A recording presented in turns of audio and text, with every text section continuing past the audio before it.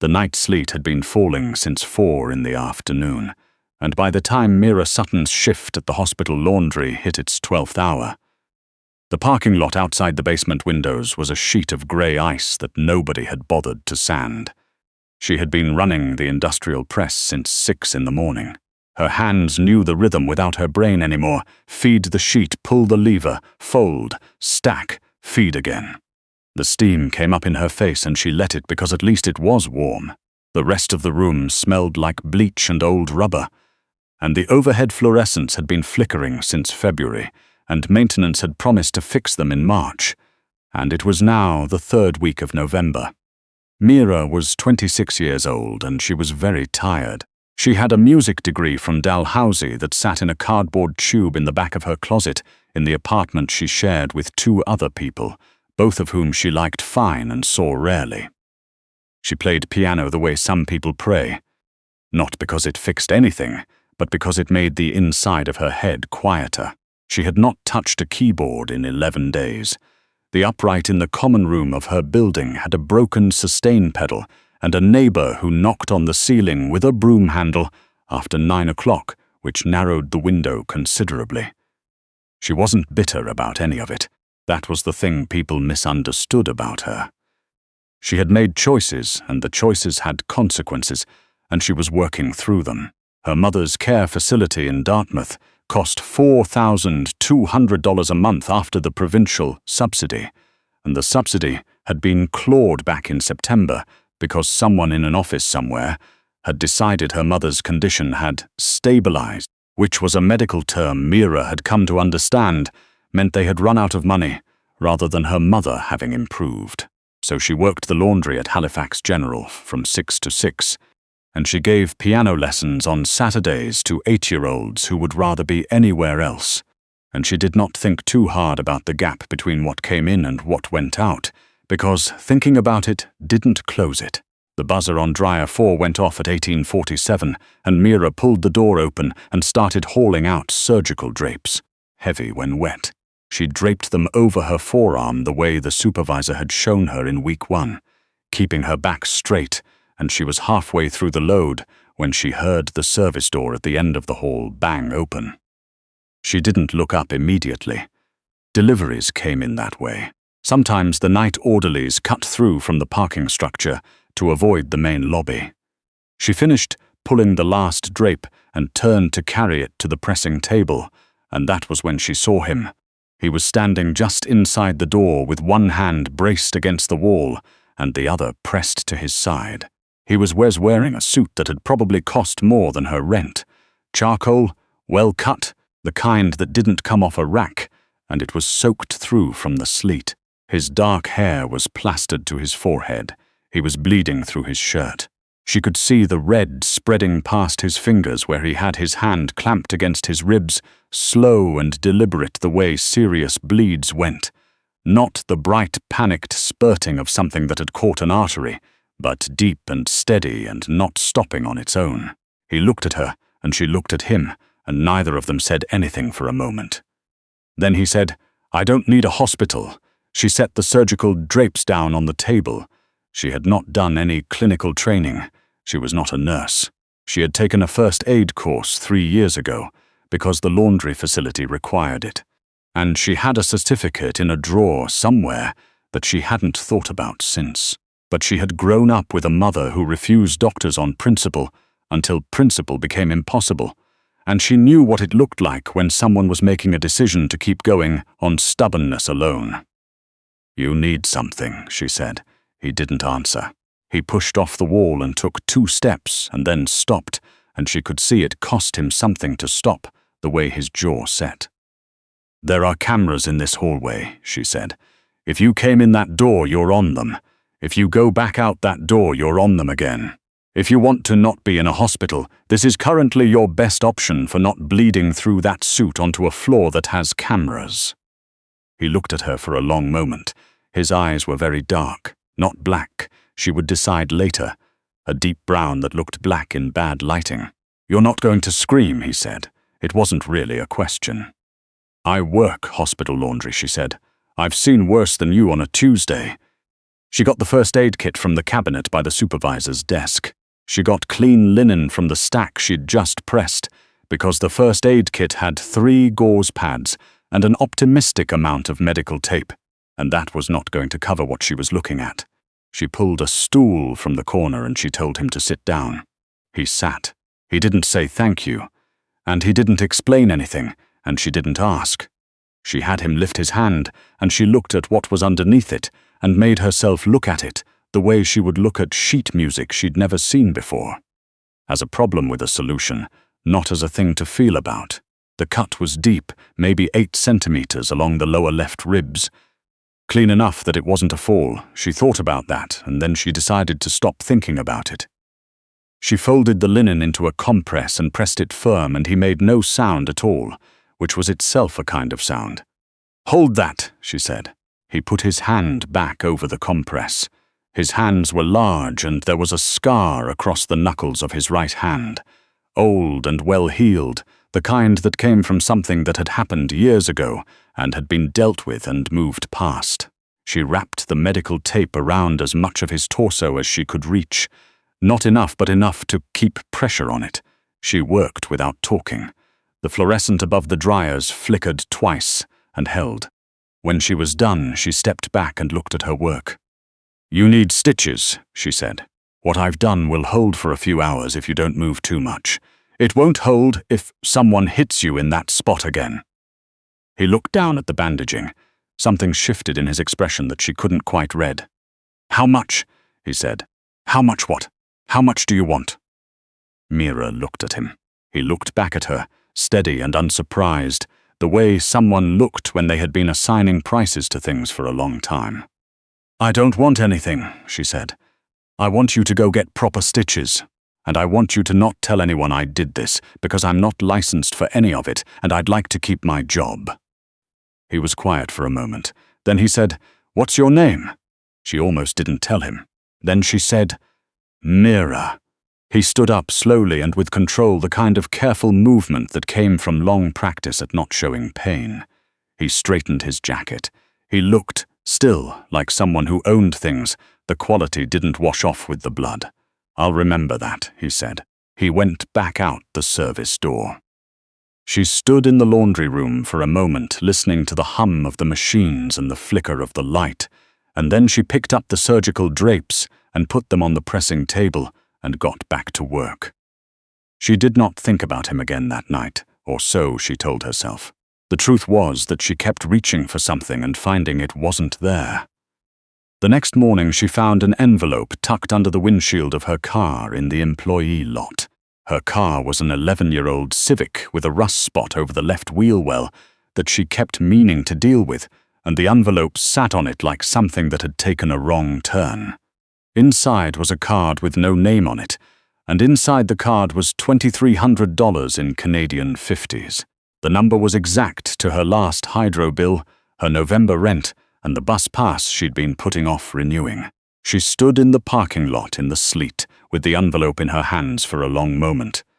And then she put it in her coat pocket and drove to her mother's care facility and sat with her for an hour and talked about nothing in particular, the way she always did.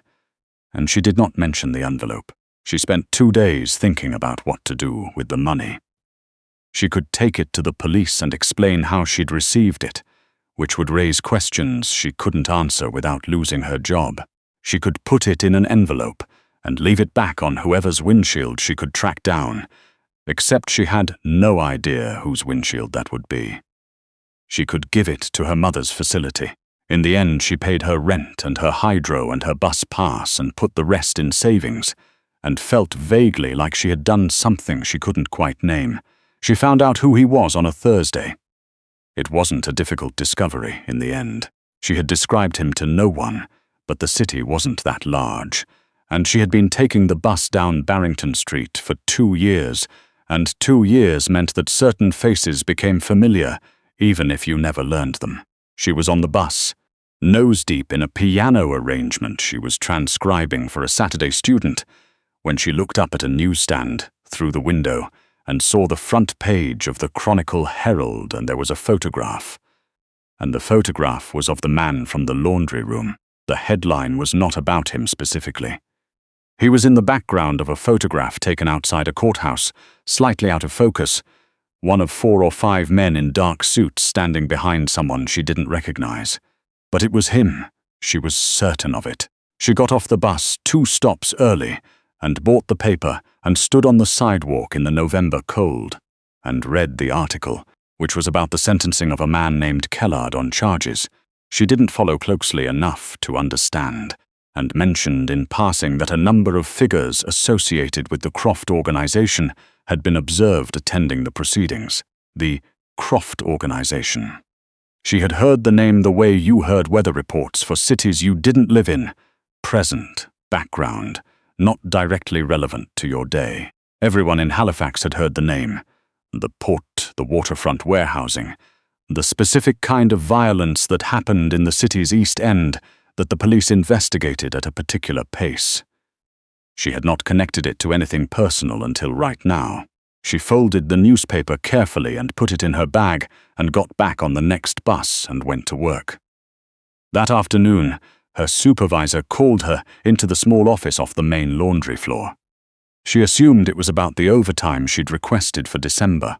Instead, her supervisor looked at her with an expression that was not quite nervous but was trying not to be. "There's someone asking to speak with you," her supervisor said. "He's waiting in the loading dock." Mira went to the loading dock. He was there in another dark suit, this one dry. The cut on his side was not visible, but she knew it was there. He looked better than he had in the laundry room. Steadier, less grey, which meant either the wound had been properly seen to, or he was very good at presenting well. "Mr. Sutton," she said, and then caught herself, because she didn't know his name and had just invented one out of reflex. "Callum Croft," he said. She had suspected. Hearing it was different. "You shouldn't be here," she said. "You're right," he said. "I want to ask you something. You could have left a card. I left one already." She looked at him. He looked back at her, same as before, steady, measuring, not unkind, though she suspected kindness was not something he led with. "Why didn't you call anyone?" he said. "I told you why. You said you wanted to keep your job. That's a reason not to report it. It's not a reason to do what you did." She thought about that for a moment. The loading dock smelled like exhaust and wet cardboard. Somewhere above them a forklift was reversing, and the beeping was the kind of sound that gets into your teeth. "You were bleeding," she said. "It's not more complicated than that." He was quiet. She had the strange impression that this was not the answer he had expected, and that he was recalibrating. "The money," she started, "is yours. I didn't do it for money." "I know," he said. "That's why I gave it to you." She did not have a good response to that. The logic was not what she was used to, but it had a kind of internal consistency she couldn't argue with. "What did you want to ask me?" she said. "I wanted to know if anyone came to you afterward. Anyone asking questions? About you? About what you saw?" She looked at him steadily. "No, no one has come to me." He nodded once, as if this confirmed something. Then he said, "You told me not to tell anyone you helped me. I haven't. I appreciate that. If anyone does come to you," he said, "you don't know my name and you didn't see my face. I'm aware of how this works," she said. Something that might have been the beginning of a smile crossed his face and then didn't fully arrive. He reached into his jacket pocket and set a business card on the steel shelf beside him.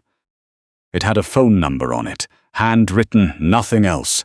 "If you need anything," he said. She didn't pick up the card while he was there. She waited until she heard the loading bay door open and close, and then she waited another 30 seconds, and then she picked it up and put it in her pocket and went back to work. The call came 6 weeks later, at 11:15 on a Tuesday night, when she was at the piano in the common room with her headphones on, playing through a Ravel piece she had no occasion to perform for anyone. The number was not the one on the card. The number was one she didn't recognize, and normally she didn't pick up numbers she didn't recognize. But something made her pull the headphone out and answer. The voice on the other end was not Callum Croft's. It was someone younger, tighter, speaking too quietly to be comfortable. "Are you the woman who was in the laundry room on the night of the 15th? The voice said. She went very still. I don't know what you're referring to. You were seen. We know you treated him. We need to know what he said to you and what he told you. I think you have the wrong number, she said and hung up. She sat at the piano for a moment. Then she picked up her phone and called the number on the card. He answered on the second ring. Someone just called me, she said. They knew about the laundry room. There was a silence that lasted 4 seconds exactly, she counted. Where are you? He said. My building. Don't go anywhere until I call you back. She didn't go anywhere. She sat at the piano and did not play. 31 minutes later, he called her back and told her that 2 of his people were outside her building and would be there through the night, and that in the morning someone would come to speak with her, and he was sorry that she had been brought into this. What is this? She said. He was quiet for a moment.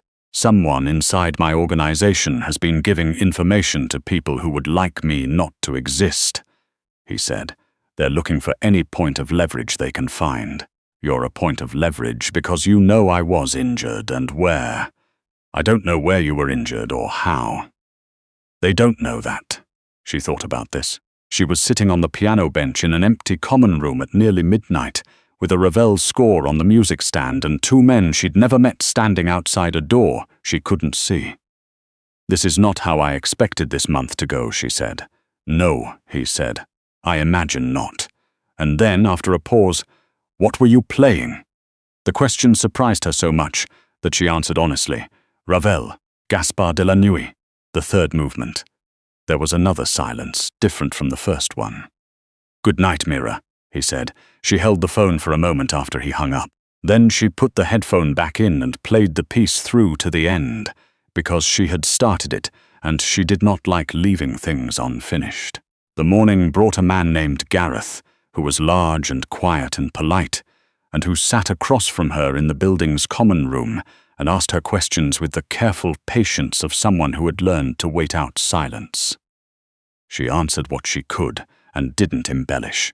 He took notes in a small notebook with a blue pen. He thanked her when he was done and told her she should tell him immediately if she was contacted again. By whom? She said. By anyone you don't recognize, he said. She went to work. She pressed sheets.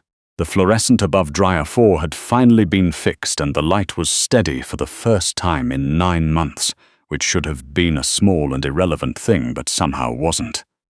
Over the next week and a half, she was contacted 3 more times. A woman in the hospital cafeteria who sat down across from her unbidden and asked how long she had known Callum Croft. A phone call from a number with a Montreal area code. A note slipped under the door of the laundry facility while she was on her lunch break, which said only that she should be careful about the company she was keeping, and that she could be protected if she chose to cooperate. She reported each one. She did not cooperate with any of them. On the 3rd Thursday of December, Callum Croft appeared at the loading dock again, this time with Gareth and a second man she hadn't seen before. He looked better than either previous time, less like someone managing something, and more like someone who had finished managing it, for now. We found the leak, he said, without preamble. Good, she said. It was contained. She didn't ask what that meant. She thought she could guess the shape of it, if not the details, and she was fairly sure she preferred the shape without the details. The people who called you, he said. They won't be calling again. She looked at him.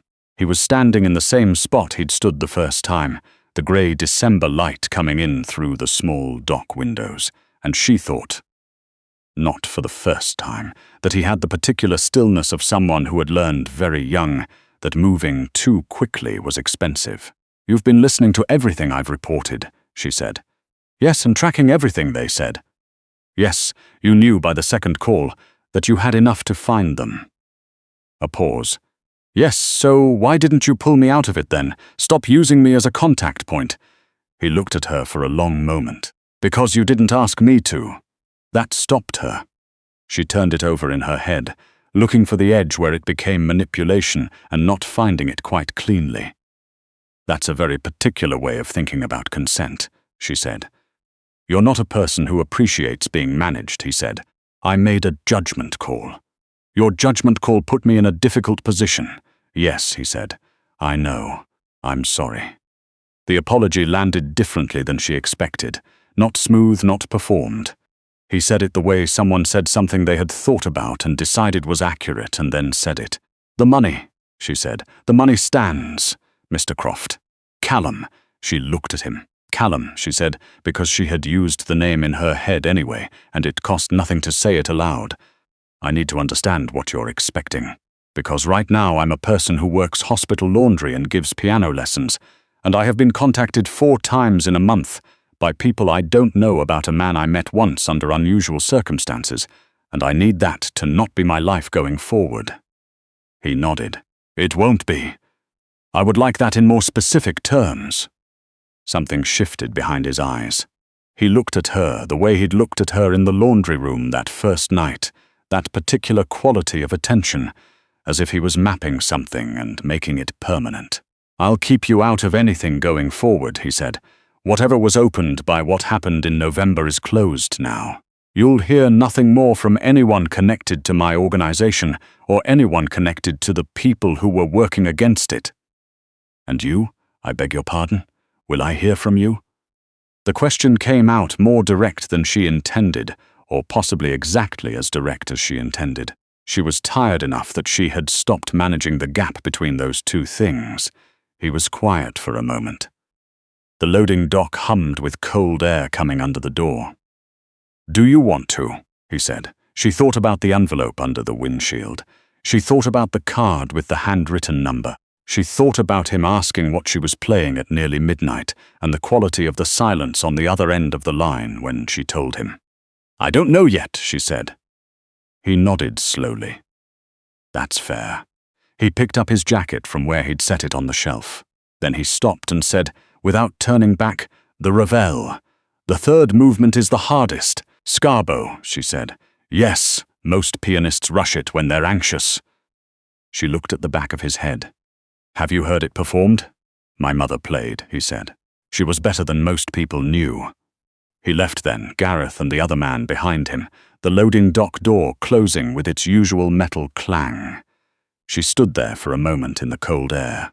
Then she went back to the pressing table and fed the first sheet through and pulled the lever and let the steam come up around her face, and she thought, not for the last time, about a woman she had never met who had played Ravel in a house she would never see, and about the particular way a person's hands knew a thing that their brain had given up trying to explain. She called the number on the card on a Thursday in January. It was not an emergency.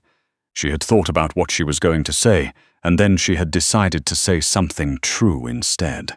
When he answered, she said, "I have a concert, small one. It's just a community hall, nothing significant. It's in 3 weeks. I'm playing the Ravel." There was a silence. Then he said, "What time?" 7:30. "I can leave your name at the door if you want." "I'll find it," he said. She believed him. 3 weeks later, she stood in the wings of the St. Margaret's Bay Community Hall with 73 people in the seats and the old upright, replaced for the night by a borrowed Yamaha Grand. And she thought about her mother in Dartmouth, who was having a good week for the first time in months, and about the 8-year-olds who had finally started to love the sustain pedal instead of fearing it, and about 12 hours of steam and bleach and the particular fluorescent hum of a room where nothing was supposed to happen. She walked out onto the stage. She sat down at the Yamaha and adjusted the bench the way she always did, a habit so old she didn't feel it anymore. She looked out at the room.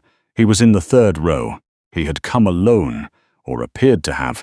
She had learned enough in the last 2 months to understand that appearing to be alone was a particular skill, not an absence. He was wearing a dark jacket, and he sat very still, and he looked at her with that same particular quality of attention, and she thought, mapping, making permanent. She put her hands on the keys. Scarbo began in the bass, low, strange, half a sound, and then gone, then back again. The way a thing you're not sure you've seen keeps appearing at the edge of your vision. She had played it 300 times in the last month, and she still did not feel like she owned it. That was the correct relationship to have with Scarbo. You never owned it, you just agreed to play it tonight. She played through to the end without rushing. When she stood to take her bow, He was still in the third row, and he was the only person in the room who did not look surprised. She was not surprised either. She supposed that was where things began.